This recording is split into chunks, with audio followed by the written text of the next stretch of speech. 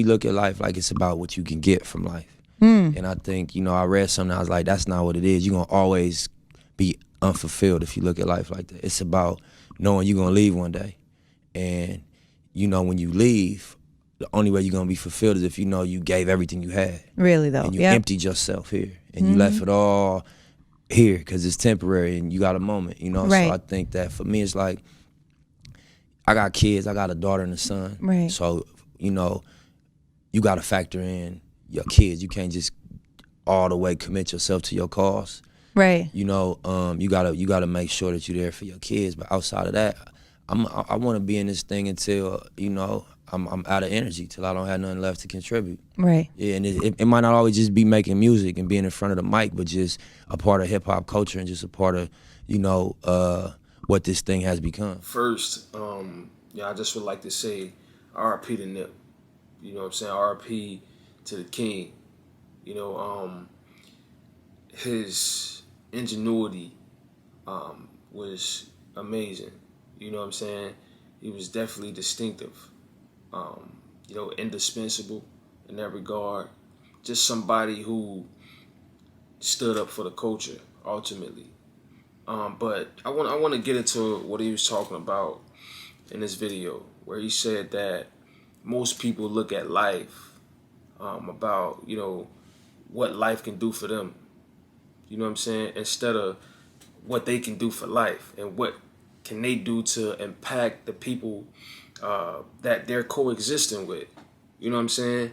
And he mentioned that, if people go through life, trying to take, right, and, just gain and acquire, they're going to continue to be unfulfilled rather than you overexerting yourself in the regard of just helping people, right? Being that catalyst for change, being somebody who can establish generational wealth, being somebody who can decode the matrix, right? As he said, being somebody that can be a pillar in the community. And I feel like that's what we should all strive to be, right? And strive to do, right? Emptying our bucket.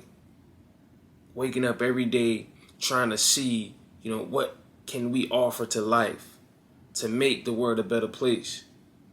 And I think that if each and every person woke up and decided that they was going to do that and play their part, the world that we live in would be a much, much better place, right? There would be so many people who are the benefactors of just greatness. And, it takes selflessness. It takes obedience. It takes discipline.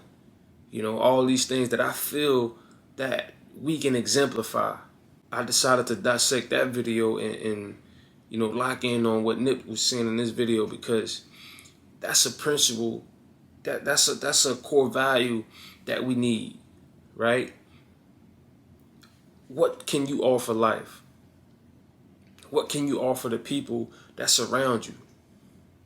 How can you make the people around you better? How can you make the world a better place?